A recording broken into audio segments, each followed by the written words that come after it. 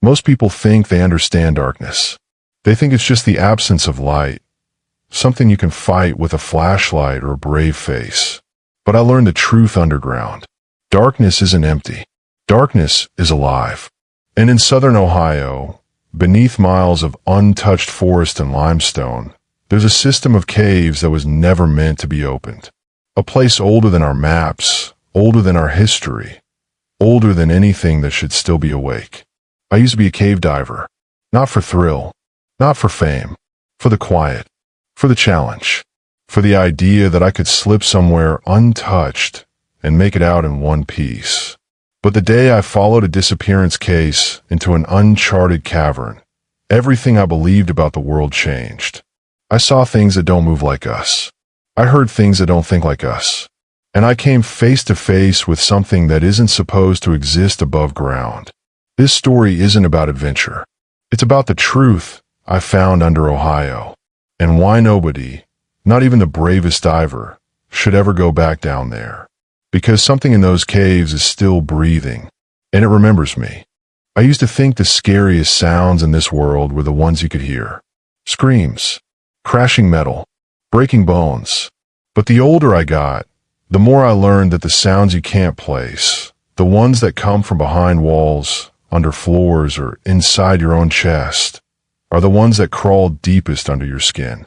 I learned that lesson at 9 years old, the night I first heard knocking beneath the earth. Back then, I lived with my parents in a small house outside Chillicothe, close to a line of old quarries people pretended weren't dangerous. My father never pretended.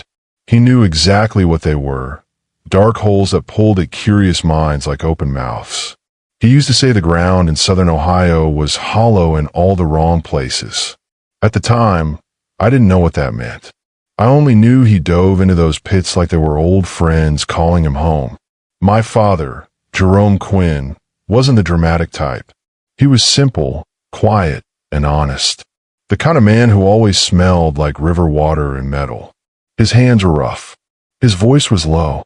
And whenever he knelt down to talk to me, I always felt like the world slowed a little, just so I could hear what he had to say. The night I heard that knocking, I had been asleep for maybe an hour when something tapped through the floorboards. 3 slow, heavy knocks that didn't sound like the house settling or pipes shifting. It sounded like someone was under my bed, under the room, under the earth. My chest tightened so fast I couldn't breathe. I thought someone had gotten inside the crawl space. I thought maybe it was a burglar or a raccoon or something worse. But when I ran to my father's room, shaking and half crying, he didn't laugh. He didn't tell me it was the wind. He just sat up slowly, like he had been expecting it. "Where'd you hear it?" he asked. "Under my floor," I whispered. His jaw clenched. He grabbed his boots, stepped outside into the yard, and stood there for a long time with his hands on his hips, staring at the ground like it had insulted him. I waited beside him, shivering. The night was silent, dead silent. Even the frogs had stopped croaking. He finally spoke without looking at me. "Don't be scared. It's just the land remembering things." I didn't know what that meant either. But that sound, the muffled knocking with no source, never left my bones. By the next morning, the world seemed normal again. Birds were calling. Sunlight leaked through the kitchen window. Mom made scrambled eggs. But Dad didn't talk much. He kept glancing toward Raven's quarry, like something was waiting for him down there. Later that week, he took me diving for the first time. Looking back, he probably regretted that. If he hadn't put the regulator in my mouth and pushed me under those cold waters, I might have grown up normal. I might have become a mechanic or a teacher or anything other than a man who chases shadows through flooded tunnels. But the moment my face slipped below the surface, something inside me settled. The world above faded. The pressure hugged my skin. Everything slowed into a quiet heartbeat rhythm. My father watched me the whole time, eyes soft behind a mask. When we came back up, he smiled like he hadn't in months. "You're built for this," he said. Just like me. I didn't understand that either. I only understood that the world underwater pulled at me the same way it pulled at him. And once something pulls you like that, it doesn't let go. Every weekend after that, We dove together. Not in oceans. Ohio doesn't have those. We dove in forgotten places, flooded stone rooms far below the surface where old miners carved through the earth like surgeons cutting into skin. Some of the quarries were beautiful, shimmering with mineral dust that looked like stars. Others were narrow and cold, like the throat of some buried animal. Dad never seemed afraid. He moved with a confidence I envied. He'd hum through his regulator sometimes, a low, slow tune that echoed through the water like the quarry was humming back. But even then, I knew something was wrong with him. Some nights, after we got home, he'd sit at the kitchen table staring at his hands as if they belonged to someone else. Other nights, he'd stand in the backyard, listening to the ground again, with that same tightness in his jaw. He never told Mom why he dove so much. He never told me either. But sometimes I'd see him flipping through notebooks filled with maps of underground corridors, sketches of rock markings, and notes I didn't understand. One line appeared over and over in his handwriting. Follow the hum. I didn't realize until much later that he wasn't mapping caves. He was tracking something else. The morning he disappeared was colder than usual. The air felt heavy, like it didn't want to move. He woke me before sunrise and told me we were going somewhere new, an old private mine near Waverly. It wasn't on any maps. It was fenced off and marked as dangerous. That alone should have stopped us.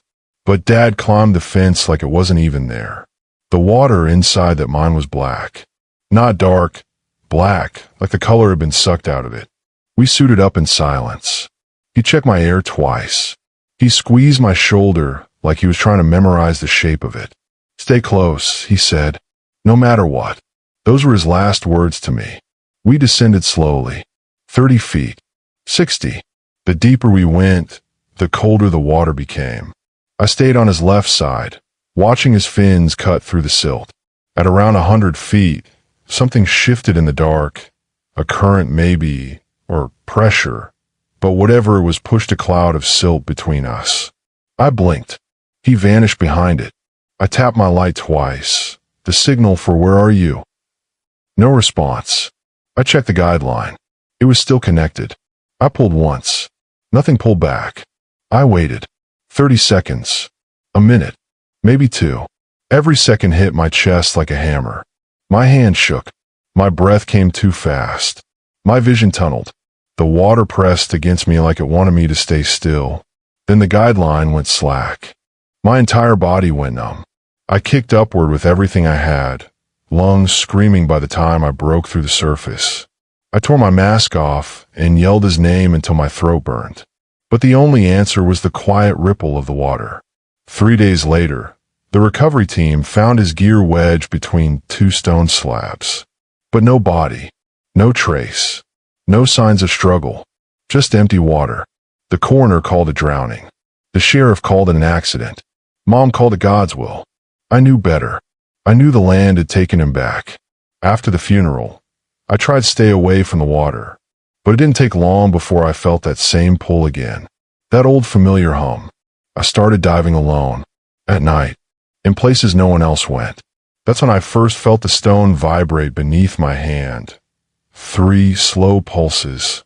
The same rhythm as the knocking under my bedroom floor all those years ago.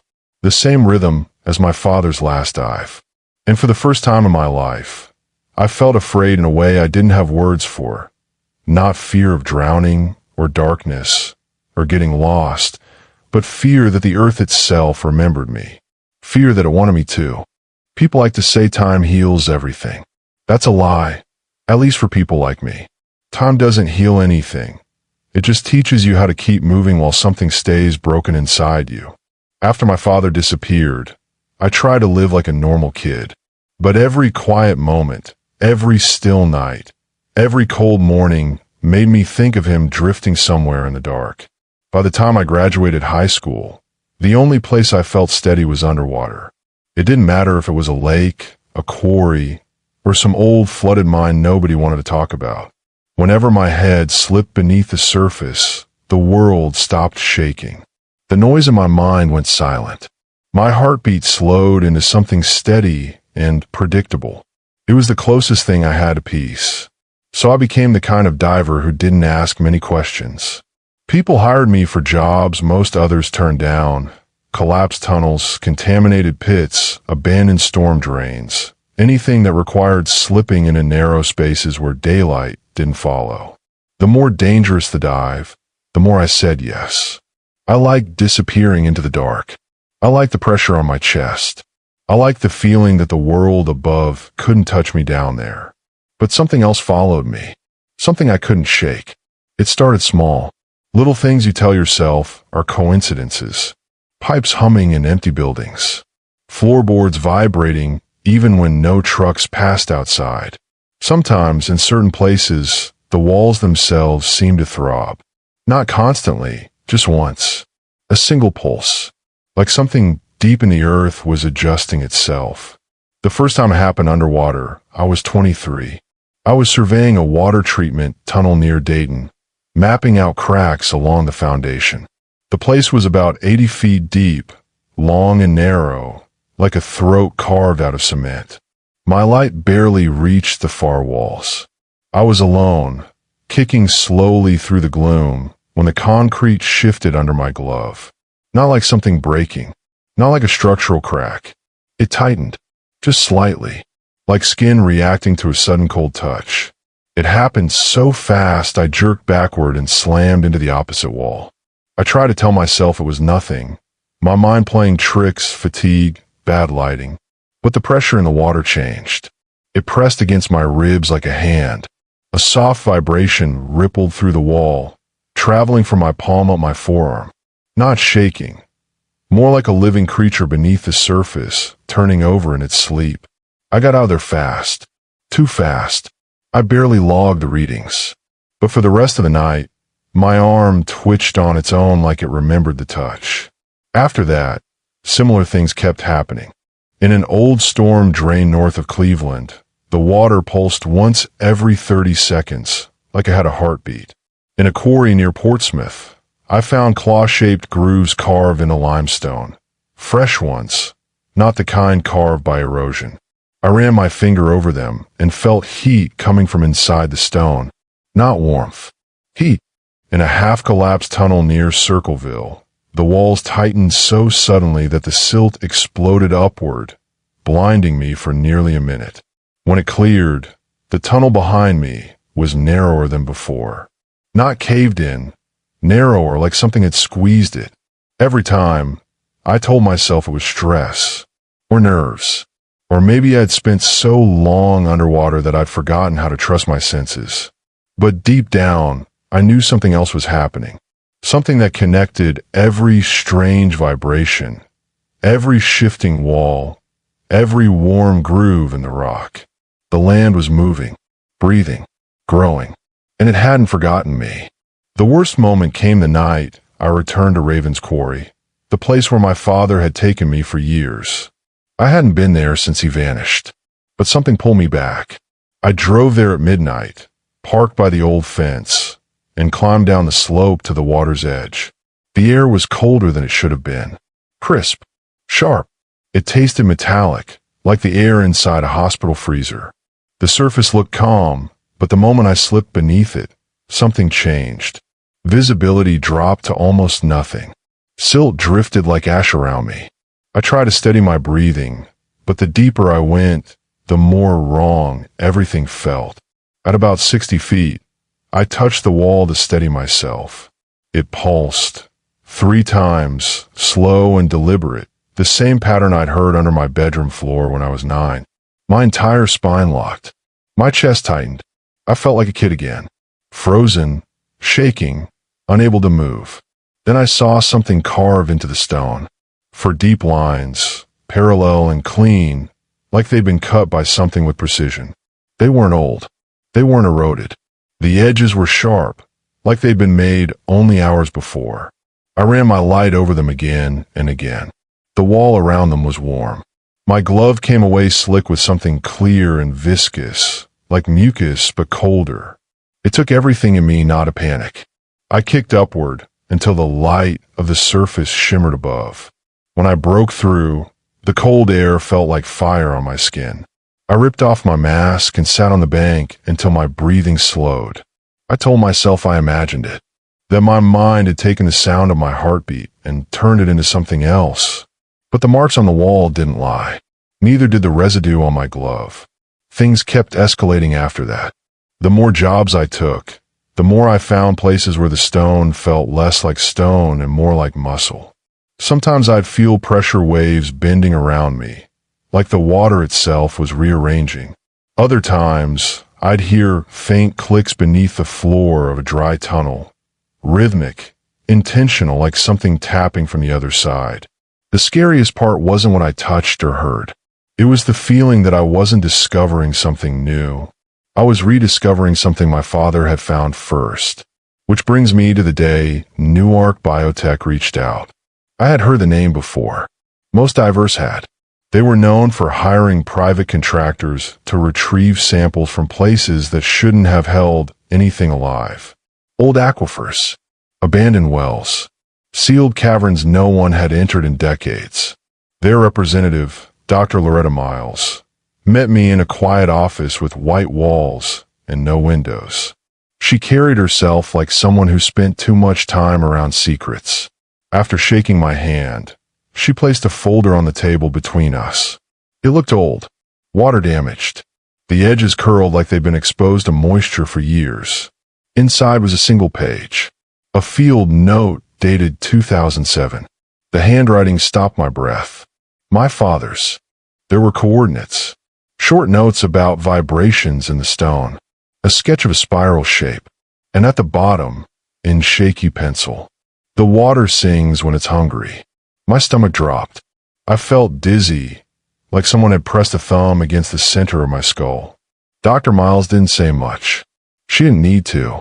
All she said was that they had found this note sealed inside a waterproof bag near a collapsed research site, one built over a network of limestone veins stretching beneath several counties. She said they needed someone to dive there, someone who had experience with unstable systems, someone who knew what to look for. I should have walked out. I should have burned the note. I should have gone home and tried to forget it existed. But I didn't, because when I traced my father's handwriting with my thumb, the paper vibrated, just faintly, like a heartbeat passing through old stone. And I knew, right then, that the thing that took him hadn't finished with us. The place Newark called the Mouth didn't look like something carved by nature. When I first saw it, it reminded me of a wound, a rupture in the land that never healed. A sinkhole nearly 40 feet across yawned in the center of a fenced clearing, its edges cracked like lips pulling apart. Floodlights ringed the perimeter, shining down into the dark water below, but the light didn't reach far. The surface was so still it looked solid. I stood there with my gear strapped to my back, staring longer than I meant to. Something about the Mouth felt wrong in a way I couldn't explain. It didn't feel like a place. It felt like a presence. Marcus Holloway arrived first. I'd worked with him for years, salvage diver, ex-military, calm as stone. He didn't talk much, but he moved with this heavy, grounded confidence that made everyone around him feel steadier. Today, though, he didn't look steady. His eyes stayed fixed on the sinkhole, as if something inside it was staring back. "You're early," he said without looking at me.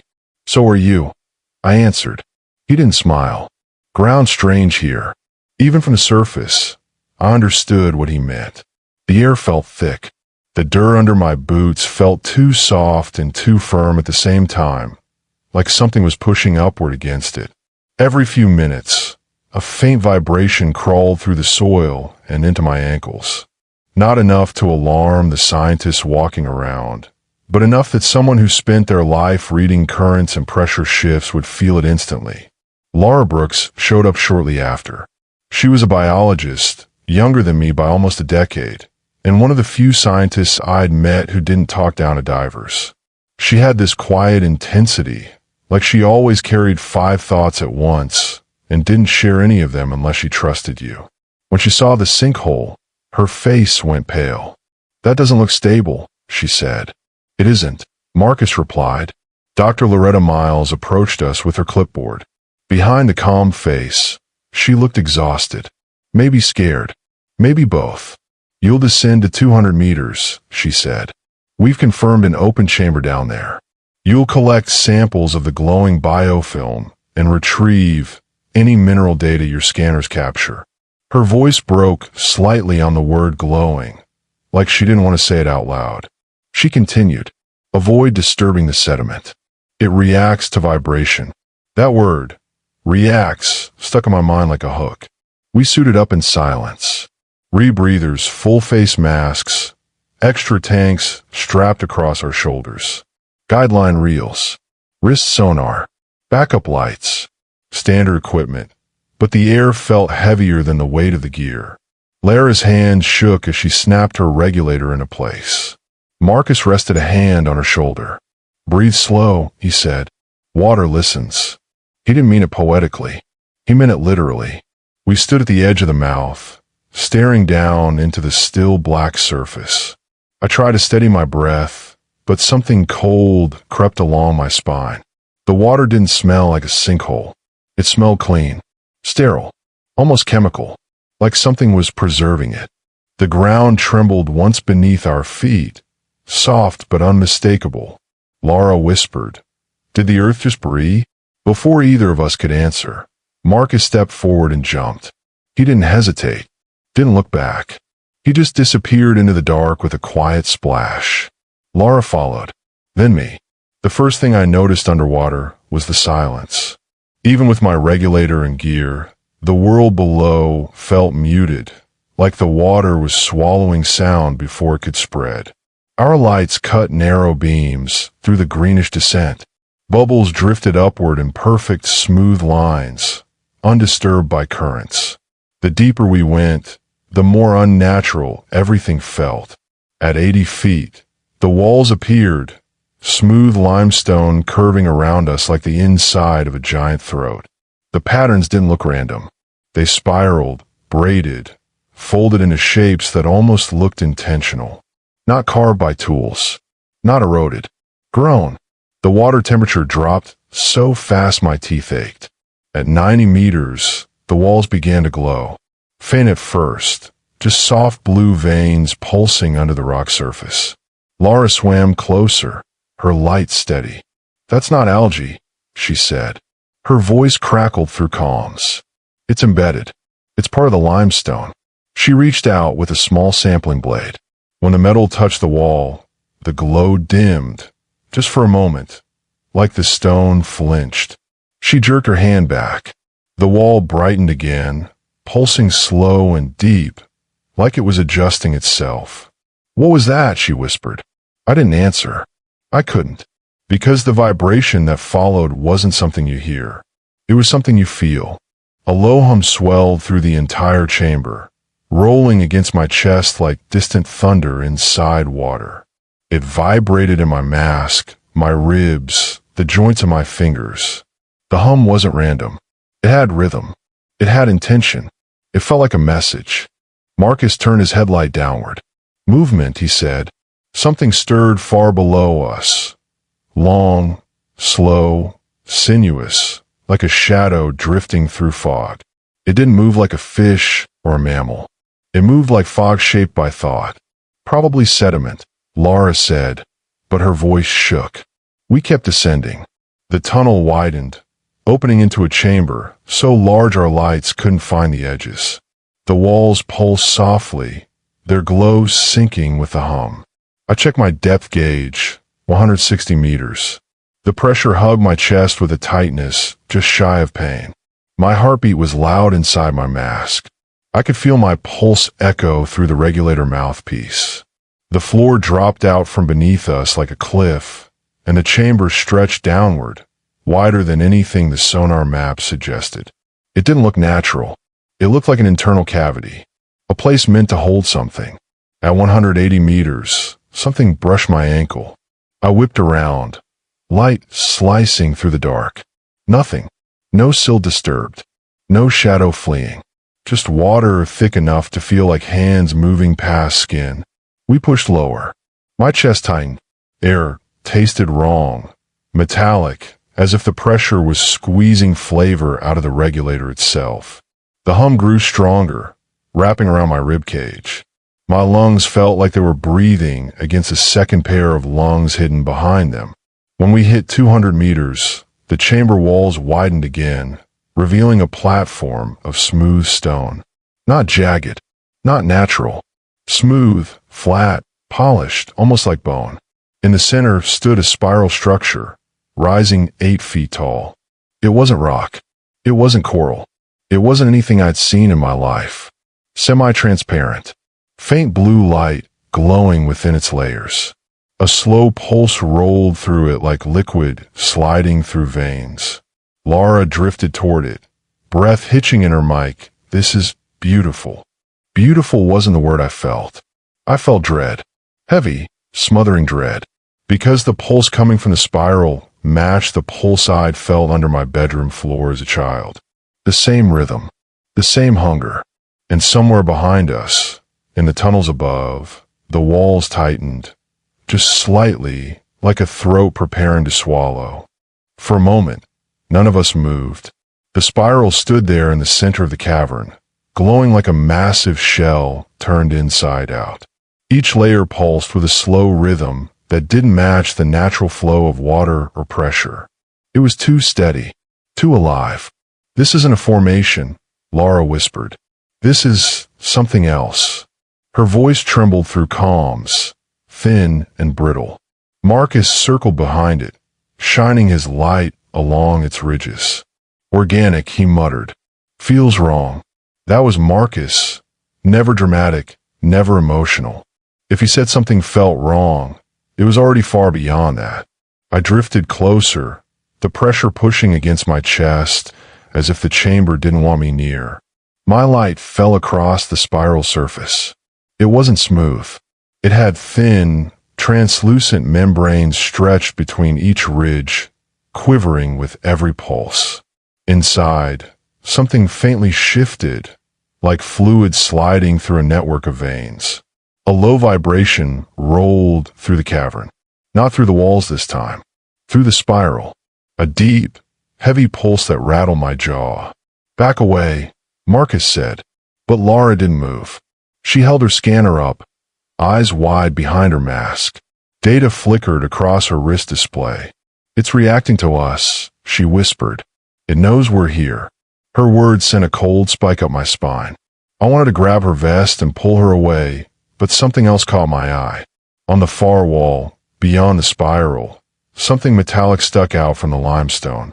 A dull reflection. I kicked toward it slowly, careful not to disturb the sediment. As I got closer, the light revealed a round shape. Rusted, cracked, half buried in rock. My breath hitched. It was a diver's helmet. Old. Corroded. The kind used decades before I was born. The glass plate was shattered, but the name tag was still there, barely readable under layers of mineral buildup. J. Quinn. My throat closed. My vision tightened. For a moment, I forgot how to breathe through the regulator. Everything inside me locked up. My father's helmet, trapped in stone like it had been swallowed and digested. I reached out with a shaking hand. The metal was warm, not from friction or nearby equipment, but warm from something inside the rock itself.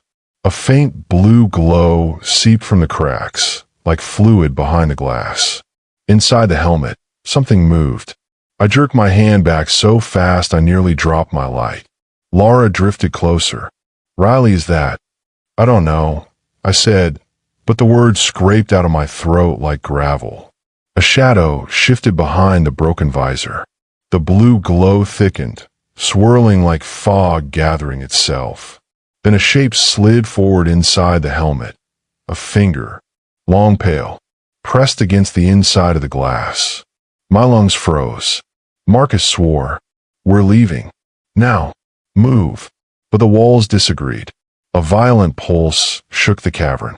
The spiral brightened until the entire room glowed blue, shadows whipping across the walls like something enormous had stirred awake.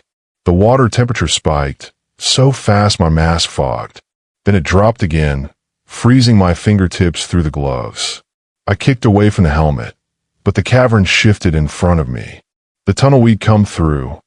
Our exit was gone. Not collapsed. Gone. A smooth wall of stone, as if it had never been open at all. Lara's breathing spiked. No, this isn't possible. Marcus swam toward the wall and slammed his fist against it. The rock rippled under the blow. Like muscle tightening. My entire body went cold. Not from the water. From realization. These caves aren't static, I said. They're alive. The moment the words left my mouth, the spiral answered. A deep, resonant groan rolled through the chamber, vibrating the water so hard my ears rang. Silt exploded upward from the cavern floor, swallowing us in a thick cloud of darkness. My light cut through only a few inches before it disappeared into blackness. I couldn't see Marcus. Couldn't see Lara. Hold position. Marcus shouted through static. But the water pulled at me. Not current. Something else. Something deliberate. Pressure clamped around my legs. I kicked hard, twisting free long enough to shine my light downward. Shapes moved beneath the silt. Not fish. Not eels. Limbs. Elongated, translucent limbs pushing through the sediment like arms reaching blindly. My chest tightened. My breath came too fast. I forced myself to slow down before panic burned through my air supply. Marcus, where are you? I shouted. A beam of light flickered on my left. Marcus swam toward me, dragging a guideline reel behind him. But the line twisted in the water, jerking from his hand like something was pulling it. I can't. It's moving. His voice cut out in a burst of static. Lara screamed. I turned just in time to see her drifting backward, her body arching unnaturally. Something inside the wall behind her bulged outward, a silhouette pressing through the stone, the outline of a head and shoulders stretching the limestone like wet fabric. The face inside the rock shifted. Its mouth opened, but the scream wasn't hers. It was mine. I kicked toward her, cutting through the silt. The silhouette slipped back into the wall as if it had never been there, leaving the rock smooth and pulsing. Lara floated, shaking violently. It touched me, she whispered. I felt it. Inside the suit. I grabbed her vest, steadying her. Her eyes darted wildly behind a mask, pupils blown wide. We need to find another exit, I said. We don't know where we are. Lara gasped. We're not alone, Marcus said. He pointed his light upward. Something massive moved above us, just beyond our beams. Not a single creature. More like a long, flowing drift of tissue, glowing faintly blue like the veins in the walls. It shifted with slow, deliberate pulses, the movement so large it altered the pressure around us, squeezing our suits and rattling our gear. It didn't swim. It breathed. The water vibrated with each pulse. My chest matched the rhythm without me trying. My heart felt like it wanted to sync with the creature's heartbeat. We have to get out, Marcus said. His voice shook. He never shook. We kicked upward, staying close, searching for any opening, any crack, any path. But every tunnel had sealed behind walls that rippled like skin responding to light. The walls were closing in, rearranging, deciding. The spiral's glow intensified again, filling the chamber with a blue so bright it washed out my light. The hum rose to a roar. I felt it in my teeth, in my ribs, in the deepest part of my skull. My father's voice whispered behind the sound. Not through the water, not through comms. Inside my head, you shouldn't have come back. My hand shook so hard I almost dropped my light. Then a crack opened in the rock, a narrow slit, pulsing like a throat reflex. Water rushed through it. The current grabbed us, pulling all three of us toward the opening. Marcus tried to anchor himself, but the water wrenched him away. Lara screamed again. I reached for her, but the current tore my fingers apart from hers. The slit widened as the pressure pulled us closer, the rocks stretching in a slow, living motion. And then, everything went black. When I opened my eyes, everything felt wrong. Not painful, wrong. Like waking up inside a nightmare while your brain is still convinced you're drowning. For a moment, I couldn't tell if I was floating or falling. My mask rattled around my face, and my breath came in short bursts through the regulator. The water around me pulsed with a low, steady rhythm, and my chest tightened as if something inside it wanted to match the beat. I spun slowly in the water. There was no light at first, only darkness so heavy it felt solid. Then, faintly, a soft blue glow bled through the black, revealing a long, narrow tunnel stretching in both directions. The walls weren't smooth like the caverns above. They were ridged, layered in overlapping patterns that reminded me of muscle fibers stretched under skin. I tried to move my fingers. They tingled like they'd fallen asleep. My limbs felt heavy, like the water was thicker than before. "Marcus," I whispered, though my mic barely carried the sound. No answer. "Lara." Silence. The only thing I heard was the deep pulsing around me, like the whole tunnel inhaled and exhaled through unseen lungs. I turned my light on. It flickered once, then steadied.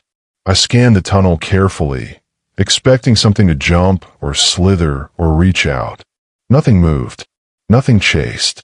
But the walls closest to me tightened when the beam hit them, just slightly, like they were bracing against light. It didn't feel like a cave anymore. It felt like an esophagus. I tried to calm my breathing, but the pressure made it hard. Every inhale felt like sucking air through a straw filled with cold syrup. My chest tightened, then loosened, tightened again. My heartbeat struggled to stay steady, and for a second, I wondered if the pressure was crushing my lungs or if the tunnel itself was trying to breathe through me.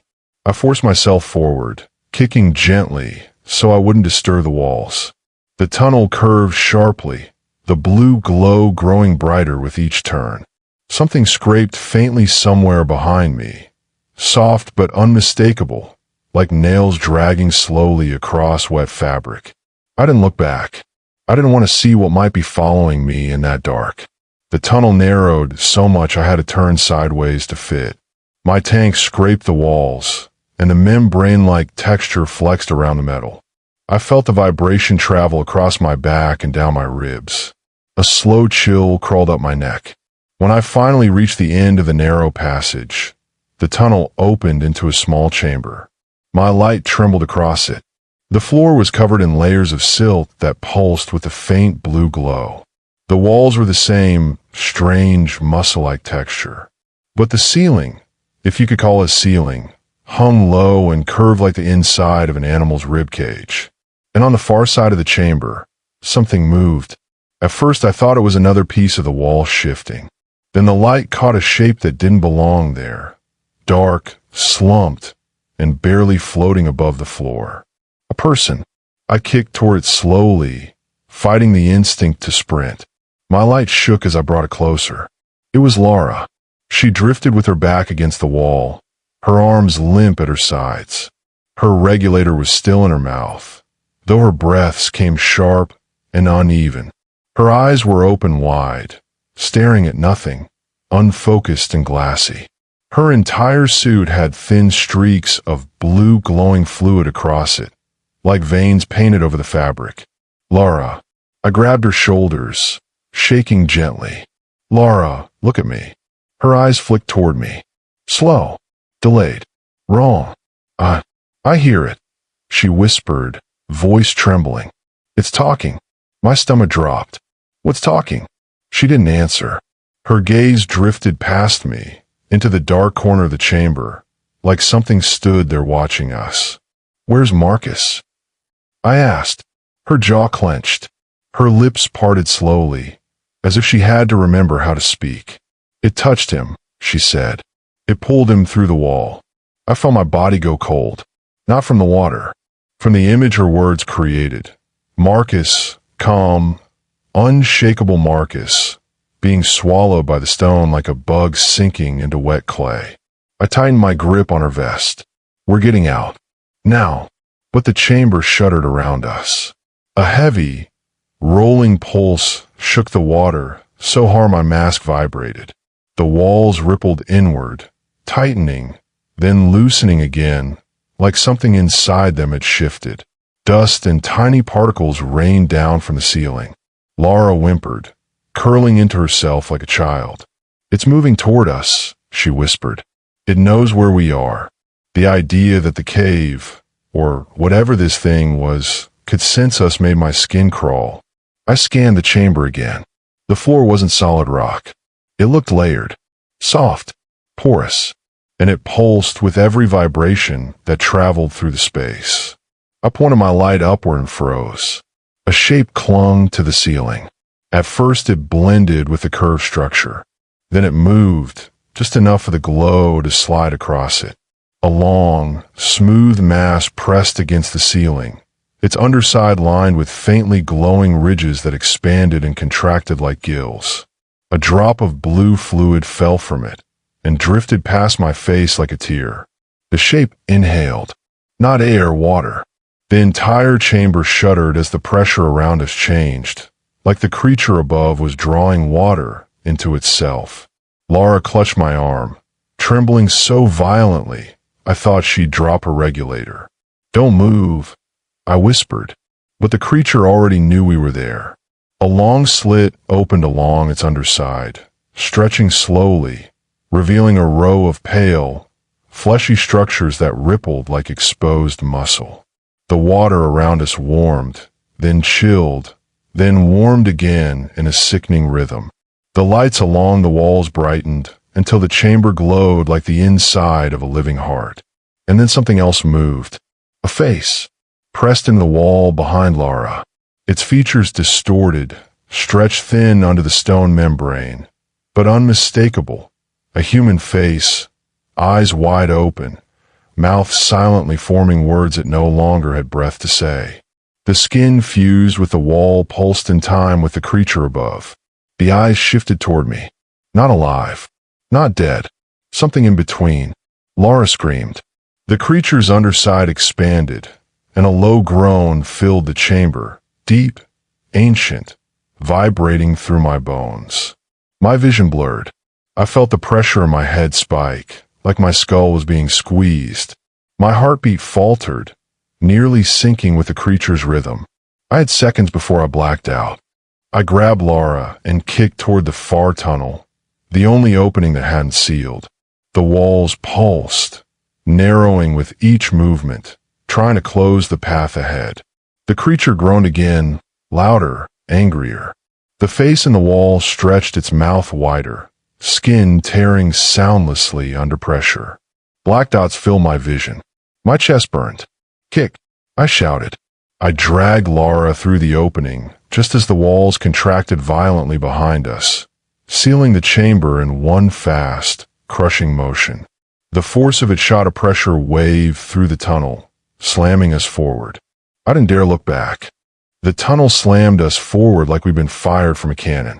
I hit the far wall hard enough to rattle my teeth. Lara crashed beside me, her oxygen gauge scraping against the stone. The impact knocked the breath out of both of us, and for a few seconds, all I heard was the frantic thud of my heartbeat echoing inside my mask. When I finally forced myself upright, the tunnel was shaking. Not violently, slowly, rhythmically. The same deep pulse that had filled the chamber moved through the walls like a living muscle contracting. My bones vibrated with each beat. Lara curled into herself, hands clamped over her ears as if that could block the sound. "Make it stop. It's not sound," I said, though my voice trembled. "It's pressure." The tunnel narrowed above us, squeezing down until the ceiling touched the top of my tank.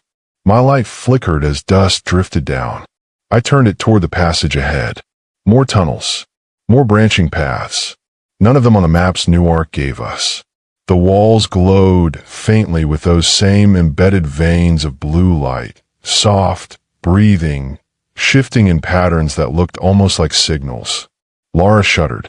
"It's communicating." I didn't want to believe her, but the longer I stared at those glowing patterns, the more I felt something familiar. A rhythm, a sequence, a pulse that reminded me of Morse code, if Morse code was written by something without hands or breath. "We need to keep moving," I said. "This thing changes the tunnels." If we stay still, we're done. I reached for Lara's hand. She gripped mine weakly, fingers ice cold, even through the gloves. Together we pushed deeper into the passage. The tunnel angled downward at a disturbing tilt. Every few meters, the walls pulsed again, tightening around us as if testing our shape. The water carried a slow swirl of fine, pale particles, like skin cells drifting off something enormous. As we swam, the pulse shifted, faster, then slower, then fast again. A pattern, a message, and then I heard the whisper, not through comms, not through water, inside my skull. Riley. I stopped so suddenly Lara collided with my back. What's wrong? She asked. I didn't answer. My hand shook uncontrollably, light jittering across the tunnel walls. Riley, help me. My father's voice. I knew that voice. Even warped and broken, I knew it. Riley, Lara whispered, frightened. The whisper came again, vibrating through the back of my eyes. Down here. I pressed my hand against the wall. It was warm, softer than it should have been. Something beneath the surface shifted, like a heartbeat responding to my touch. The voice pressed deeper. Don't leave me. I ripped my hand away and kicked forward too fast, heart racing. Lara chased after me, confused and terrified. The farther we swam, the heavier the water felt. My limbs dragged like they were swimming through syrup.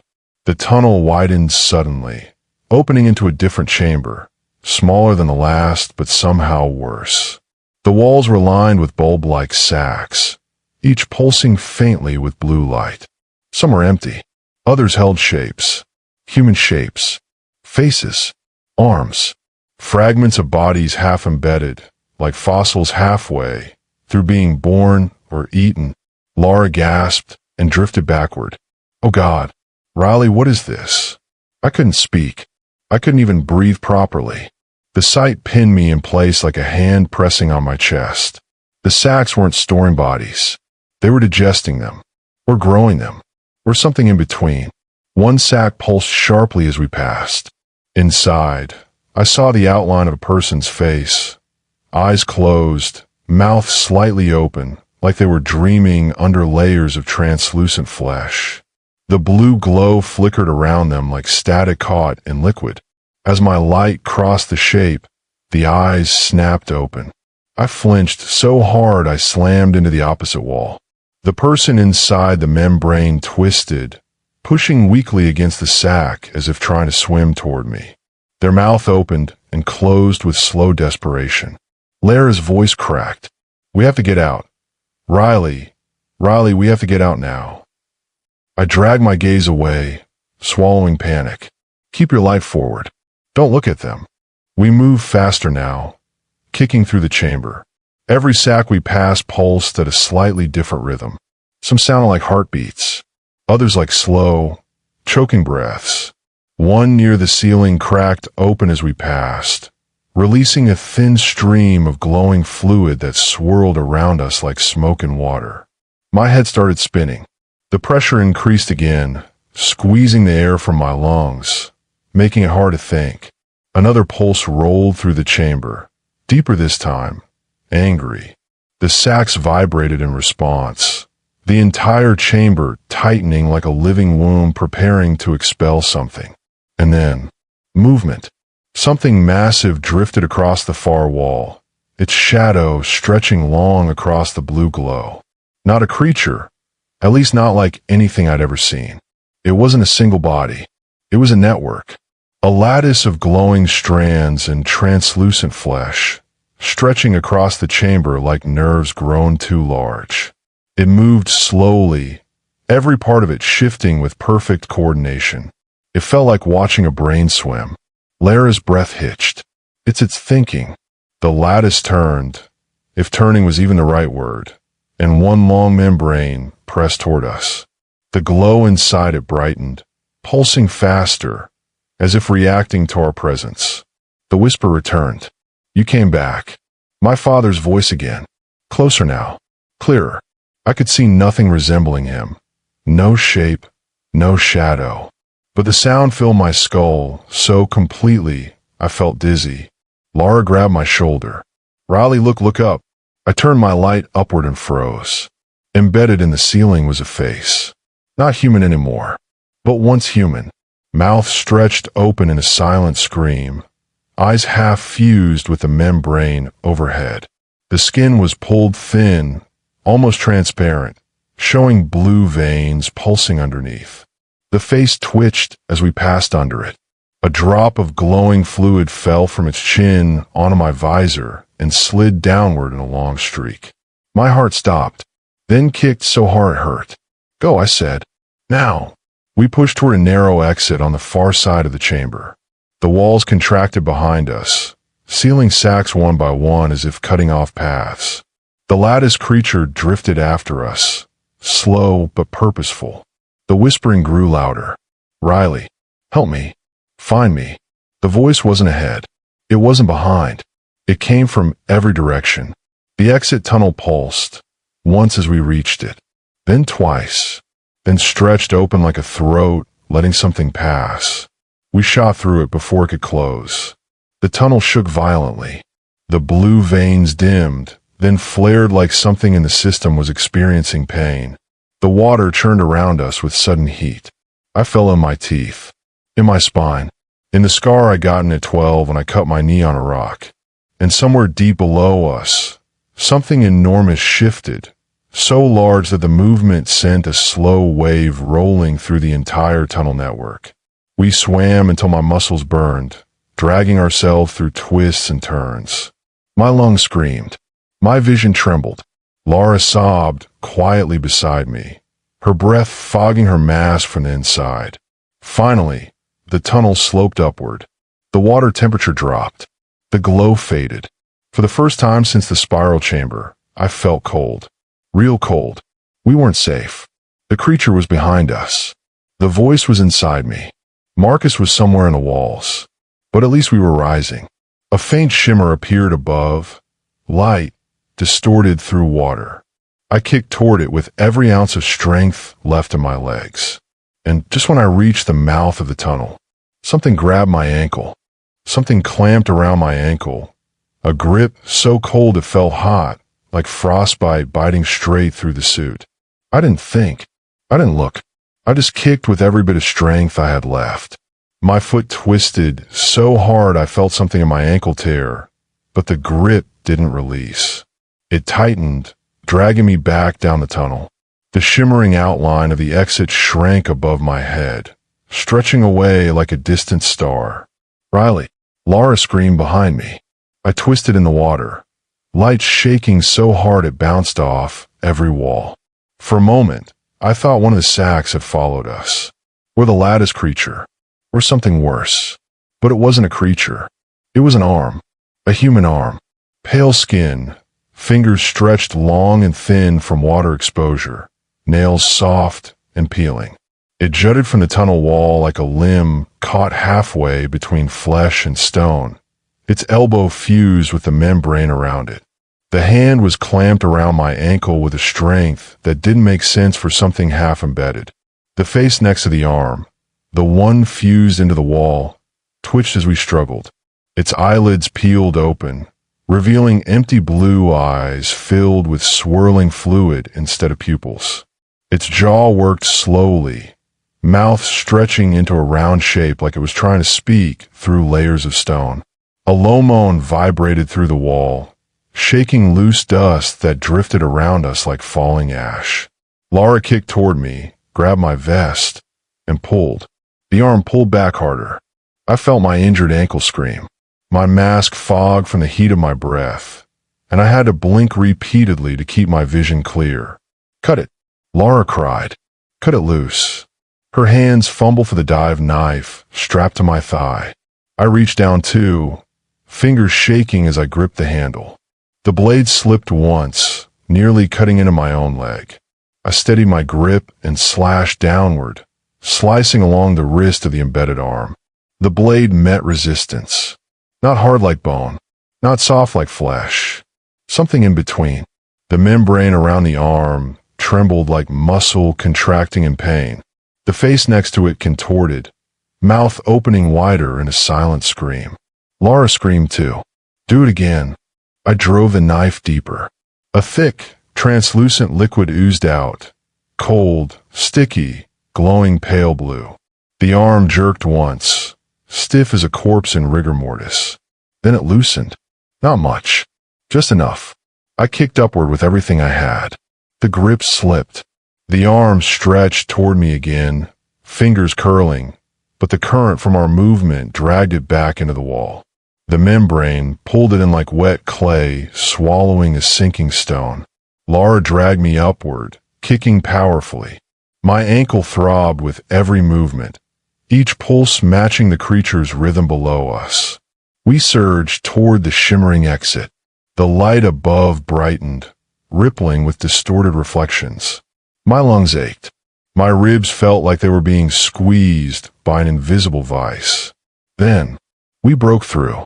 The water burst outward into a larger chamber, a dome-shaped cavern filled with broken debris, rusted metal, and collapsed rock. It looked like an old mining room, long abandoned and now half-flooded. The glow from below faded into a dull blue flicker beneath us. I gasped through the regulator like I'd been drowning for hours. Laura stayed close to me, gripping my arm. Her mask was fogged with tears or condensation. I couldn't tell which. Her hands shook too hard to hide it. Riley, she whispered, voice breaking. Your leg. I looked down. The skin around my ankle, visible through the torn suit, shimmered faintly with a blue tint. Thin veins of the same color spread upward like cracks in ice. It touched me. I said softly. Laura shook her head. No, it's just residue. It's nothing. You're okay. But she didn't believe her own words. Neither did I. Something groaned deep below us. A slow, massive movement that sent ripples up the tunnel we'd escaped from. The water in the chamber vibrated. Loose rocks rattled along the floor. The pulse returned, stronger now, pounding through my chest like a second heartbeat. Laura grabbed my shoulders. We need to find another way out. I nodded, though my vision blurred every few seconds. We kicked across the chamber, searching for an opening. The walls here didn't look alive, just old stone, cracked and damp. Rusted tools and broken support beams lay scattered across the floor. But the glow beneath us grew brighter. The creature was rising. I felt it before I saw anything. Pressure shifting, water tightening around us, as if preparing to compress. The chamber's ceiling trembled, dust drifting down in slow spirals. Laura pointed her light at a narrow opening near the top of the wall. There, we swam toward it, my injured ankle dragging like an anchor. Each kick sent a bolt of pain up my leg, but stopping wasn't an option. Behind us, the water darkened. Something huge blotted out the faint glow. A long shadow rose like a mountain of shifting tissue. Laura screamed, "Go! Go!" We shoved ourselves into the opening. It was barely wide enough for one person, let alone two. The stone scraped my shoulders and tank as I forced myself through. Laura squeezed behind me, pushing hard, breath ragged. The chamber below shook as something massive entered it, something big enough to displace the pressure around us. The narrow tunnel flexed like a throat choking on air. We climbed upward through the tight passage, scraping elbows and tanks against wet stone. My vision pulsed between darkness and blur. Every breath felt shorter than the last. Light appeared ahead, a faint gray glow, like daylight seeping into a cave. We're close, Laura gasped. But the pulse below us grew faster. Faster. Faster. The creature wasn't just moving. It was coming. The tunnel narrowed, squeezing the tank on my back until I thought it might rupture.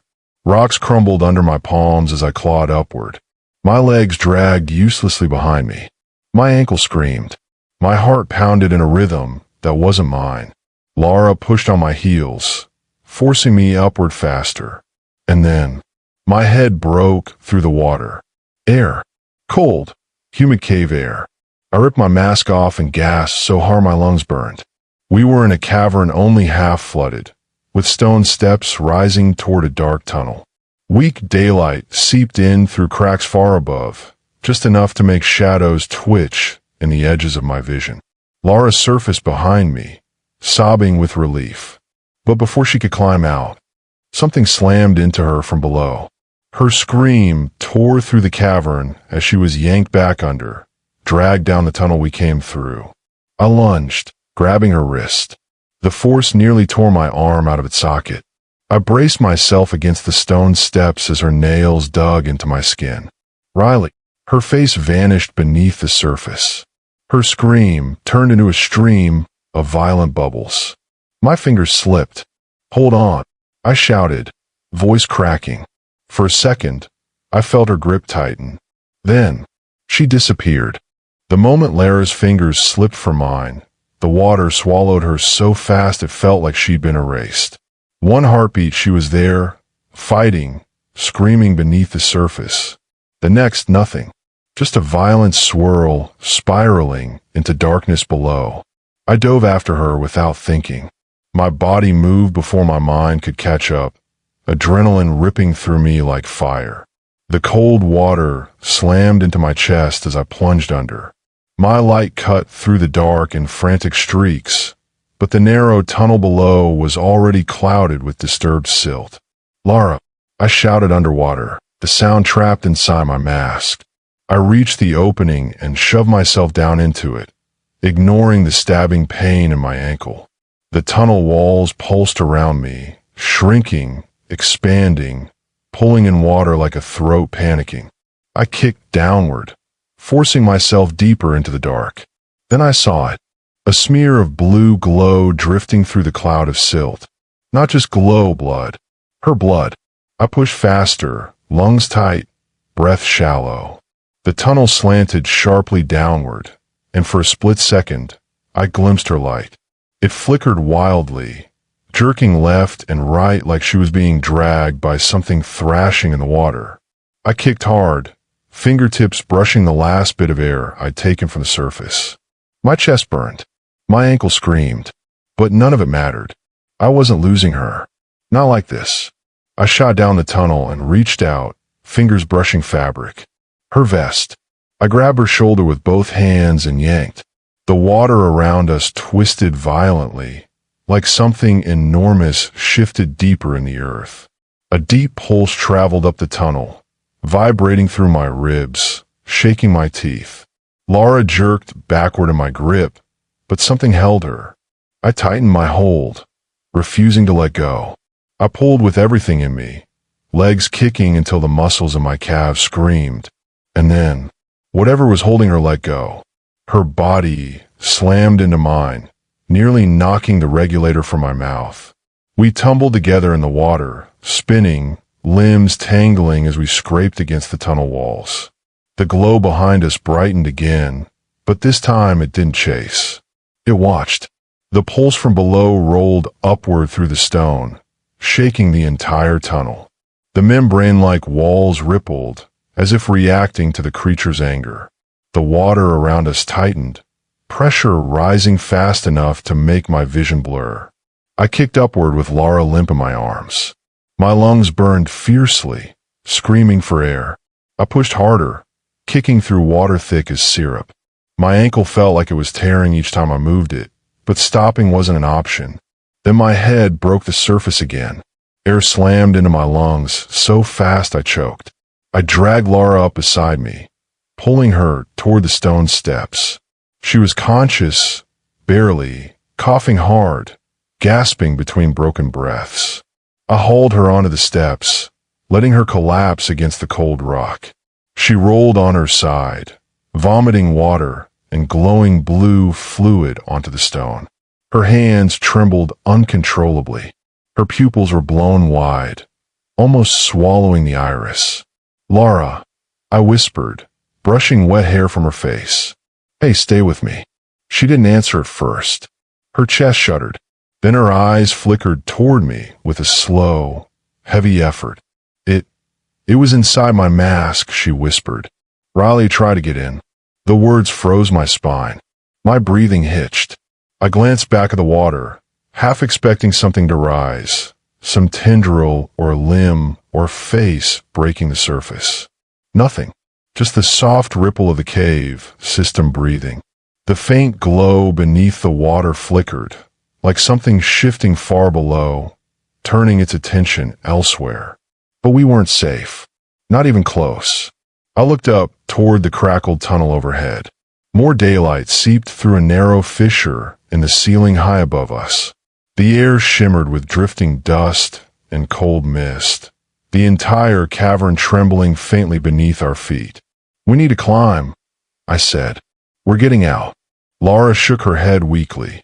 "I can't my legs." "You can," I said firmly, grabbing her arms. "I'll help you."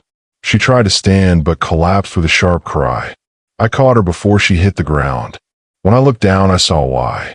Her calves were glowing. Thin blue veins crawled up her skin beneath the suit, stretching like cracks in a frozen pond. The tissue around them pulsed faintly, reacting to something deep inside her. "No," she whispered, staring at her legs with horror. "No, no, no." The fear hit her all at once. Her breath sped up, too fast, too shallow. Panic rippled through her muscles, making her whole body shake.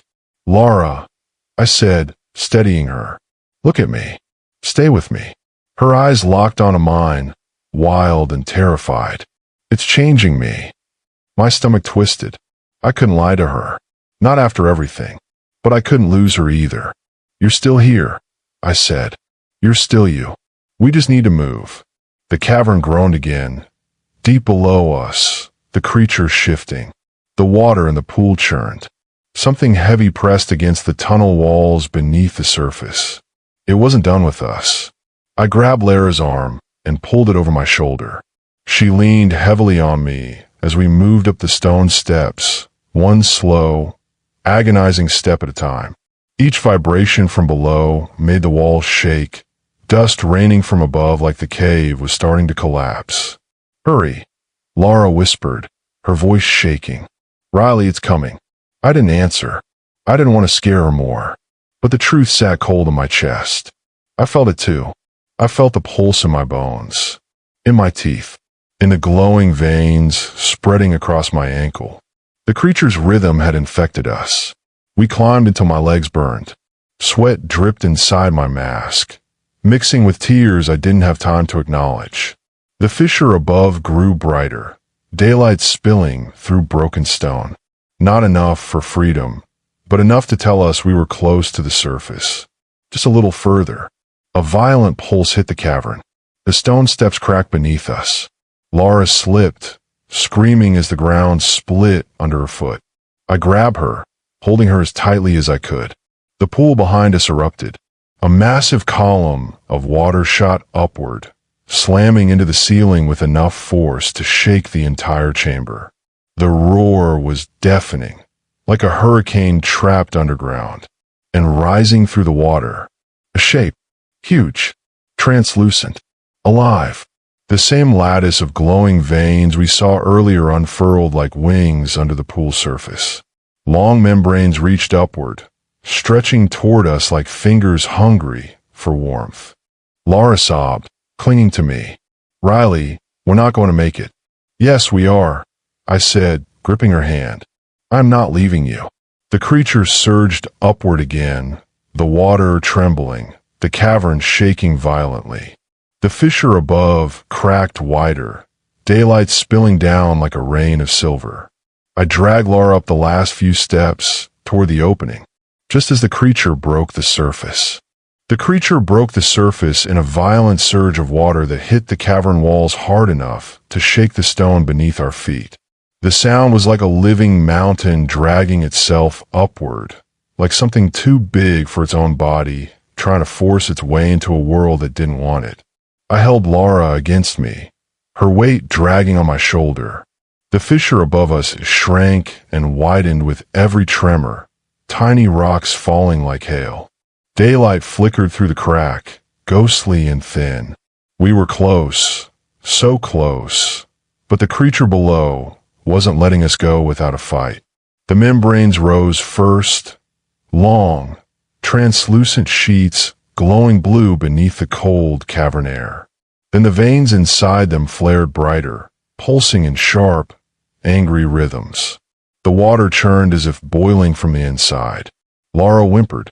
"Riley, you followed us." "It's not following," I said. "It's hunting." Her breath hitched. The blue veins on her legs brightened, pulsing in sync with the creature below.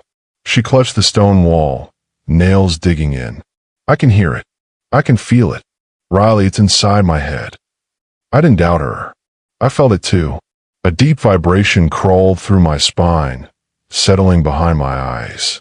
My injured ankle pulsed painfully, the same unnatural rhythm spreading up my calf like a second heartbeat. For a moment, the glow beneath the skin brightened. I forced myself to ignore it. "Keep climbing," I said, dragging her upward. "We're not stopping." The fissure above was wider now, just enough to fit a body if squeezed tightly. But it was high, almost 20 feet of jagged stone between us and the chance of fresh air. Lara's legs buckled every few steps, and the tremors from below only made the climb worse. Behind us, the creature rose higher. The water lifted in a massive swell, pushing upward like a living tide. Through the spray and shadows, I saw something deeper inside the creature's mass. A shape. A long, stretched silhouette trapped inside the glowing lattice. A human shape. I froze.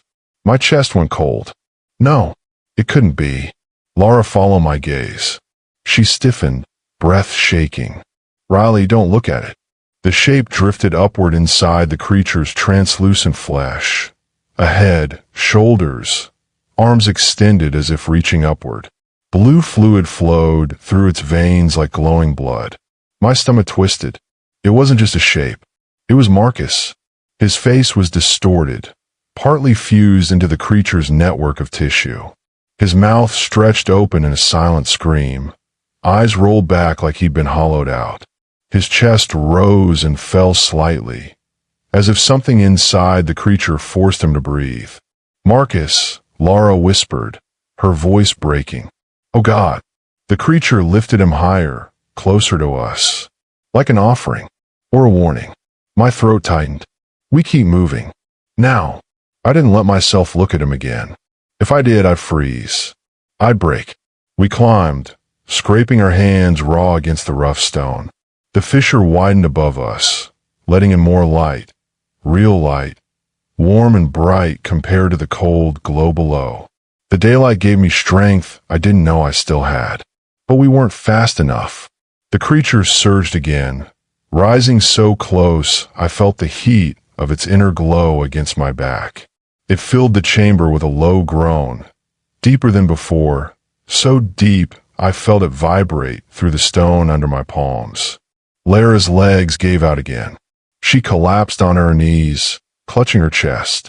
Her breathing turned jagged and wet, like her lungs were fighting something inside them. "Riley," she whispered, eyes wide and terrified. "I don't think I can make it." "Yes, you can," I said. "You're going to." She shook her head, tears mixing with the water on her cheeks. "I can't feel my legs." I looked down. The glow under her skin had spread. The veins crawled past her knees now, reaching toward her hips. Each pulse from below made them brighten. Her body was sinking with it. My vision blurred with panic. I grabbed her under her arms and pulled, forcing her upward. She cried out, the sound sharp and raw, but she didn't resist. She wanted to live, even if her body was losing the fight. The fissure was only a few feet above us now. Light streamed down, reflecting off the wet stone like shattered glass. I reached up and grabbed the edge of the opening. My fingers slipped once, scraping hard, but I held on. Almost there, I muttered. "Just a little more." The creature screamed. It wasn't a human sound. It was deep and layered, like several voices trapped inside one throat. The walls shook violently, sending a rain of rocks tumbling down the steps. The fissure cracked wider, then narrower, grinding like a mouth trying to chew shut. The creature's membranes shot upward, wrapping around the stone steps below us. They stretched like tentacles, bending in unnatural angles as they pulled themselves closer. Marcus's body floated just beneath the membranes, rising and falling in the rhythm of the creature's pulse. His eyes jerked open. They met mine. And for a moment, just a moment, something behind those pale, hollow eyes looked like recognition. Riley. The sound wasn't air or breath. It was pressure, a vibration traveling straight into my skull. My heart lurched. My grip on Laura tightened. "Don't listen to it," she yelled, her voice cracking. But the voice pressed deeper. "Help me." Laura slapped her hand against her temple and screamed. "Riley, climb. Climb now." I dragged her upward, inch by inch, my arms trembling violently. The fissure above was wide enough now. I could get through. I could pull her through. We were almost free. A membrane whipped upward, slashing past my shoulder and ripping a chunk of stone from the wall. The debris fell into the water, vanishing in the glowing mass below. We didn't have time. I shoved myself upward through the fissure, dragging Laura with both arms. Her body scraped painfully against jagged rock. She sobbed but kept her arms wrapped around my waist. Light in my face. Cold air rushed into my lungs. We were almost out, almost. A membrane lashed around Lara's foot. She screamed, body jerking backward with brutal force. The glow beneath us brightened, spreading up the membrane like veins carrying hunger. I grabbed her hands, fingers interlocked so tightly it hurt. She slipped several inches, the creature pulling with crushing strength. "Riley," she cried. "Don't let go." "I won't." The creature pulled harder. Her hands began to slide.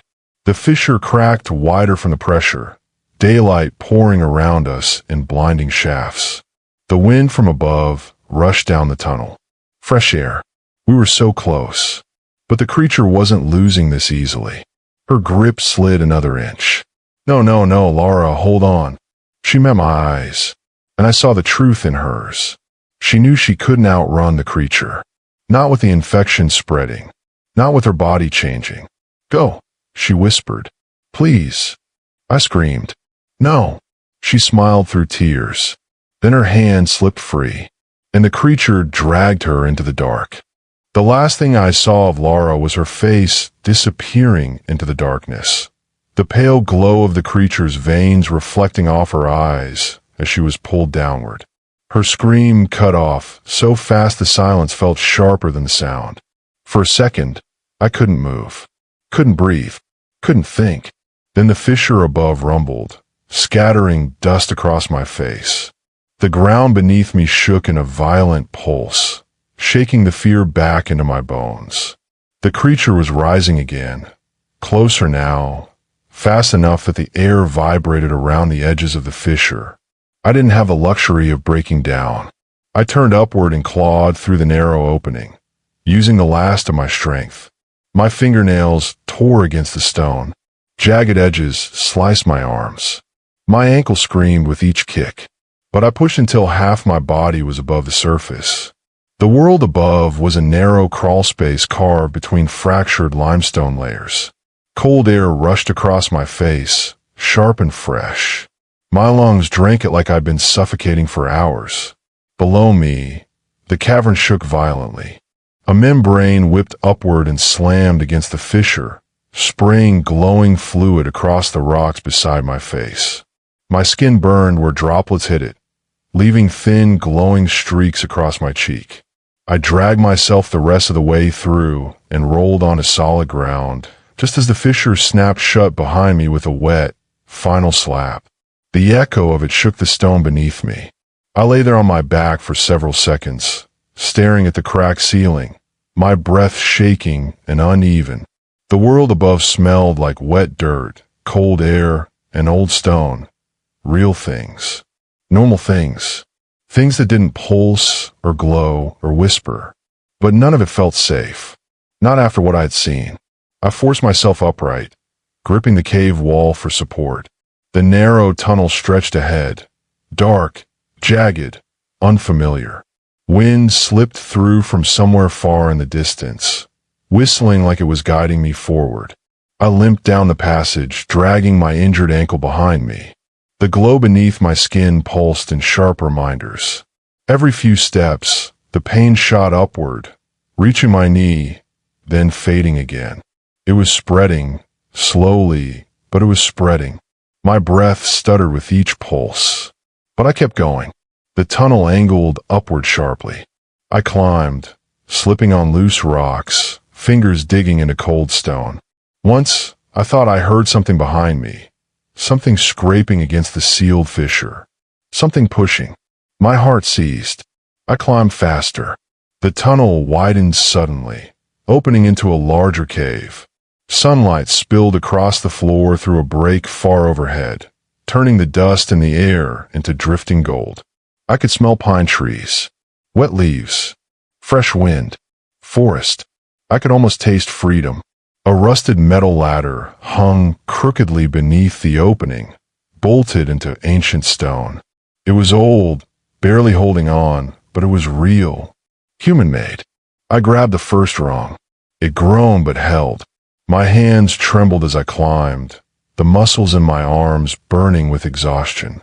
Each rung felt heavier than the last, my ankle throbbing like a heartbeat trapped in bone.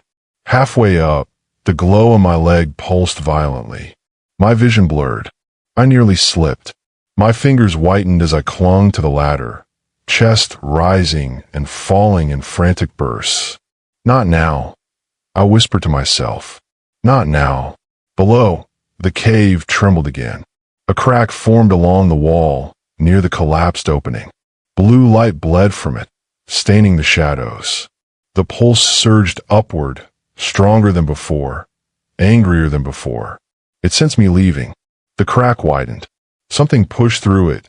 Thin, pale limbs pressing through stone like fingers deforming wet clay. I climbed faster, breath ragged, tears burning the corners of my eyes. The sunlight grew brighter, closer, warmer. I reached the top and shoved myself through the opening, collapsing onto a bed of leaves and mud. Cold forest air slapped my face, filling my lungs with sharp, icy breaths. The sky stretched above me, gray, heavy with clouds. Trees towered over the sinkhole, their branches swaying in the wind. Birds scattered at the sound of my collapse.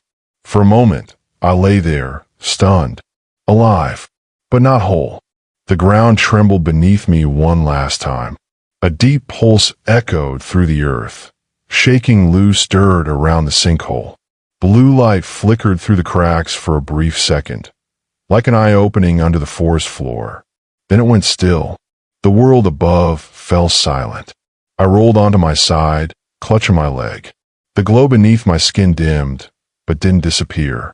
Thin blue veins crawled up my calf, spreading like cracks along the surface of a dying planet. The infection wasn't gone. It was hiding, waiting, growing. I pressed my hand to my mouth to keep from crying out. My heartbeat thundered in my ears. My stomach twisted as the truth settled in. Laura was gone. Marcus was gone. Everyone who had gone down there before us gone. And I knew, deep in my bones, that the thing beneath Ohio wasn't dead. It wasn't trapped. It was patient. I staggered to my feet, leaning against a tree to stay upright. My head spun, the edges of my vision shimmering faintly with blue fractals. The pulse in my leg matched my heartbeat now, the two rhythms battling for control. I limped through the forest, unsure where I was, unsure how far from the nearest road or town. But every few steps, I swear I felt something beneath me. A vibration, a soft thump, a pulse, traveling through soil, through roots, through the hollow places in the earth. Following me, the trees thinned ahead. I saw a dirt path, a small wooden sign, a faded park boundary marker leaning to one side. Civilization. Humans. Help. I stumbled toward it, half falling into the open clearing. The wind carried the distant rumble of cars. Voices. Life. But as I stepped onto the path, the glow in my leg flared, bright enough to shine through the fabric. I froze. A slow, creeping cold crawled up my spine. In the quiet woods behind me, the ground shuddered again. Once, then twice, soft pulses spreading outward like a heartbeat searching for its lost limb. My breath caught. The creature wasn't done, and neither was whatever it put inside me. I limped forward anyway, toward people, toward safety, toward anything that wasn't dark and wet and alive. But I already knew the truth. I didn't escape the cave. I brought a piece of it with me. I made it out of that cave with my life, but not with my peace. Some nights, when the house is quiet, I still feel the tremor under my floorboards, the same rhythm that follow me up through the earth. And every time it hits, every time that pulse crawls through the walls, I wonder if it's calling for me, or coming for someone else. Because caves don't forget, and whatever was waiting beneath Ohio wasn't a creature. It was a warning. A small piece of something much bigger, buried far deeper, spreading in places we haven't looked yet. What happened to Laura? What happened to Marcus? It wasn't an accident. It was a beginning. And lately, I've been hearing stories. Stories from other divers. Stories from abandoned mines. Stories from towns that shouldn't have sinkholes forming overnight. Different places. Same sound. Something under this country is waking up. And this story, this was only the first sign. If you're still here, if you're still listening, come back for the next one. You'll want to know what's moving beneath your feet.